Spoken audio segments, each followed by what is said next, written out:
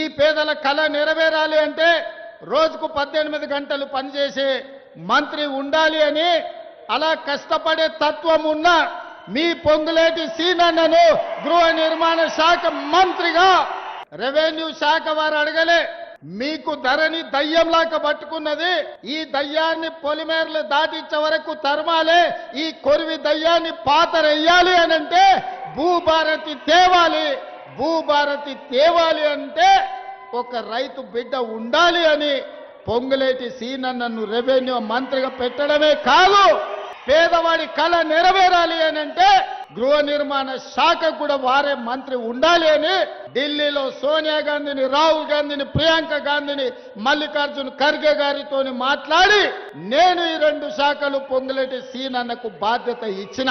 సమయం ఇవ్వడమే కాదు, సరిగ్గా పనిచేసే సమర్థవంతమైన మంత్రి ఉండాలి అని సీనన్నని ఈ శాఖకు నియమించిన. నా అంచనా తప్పలేదు.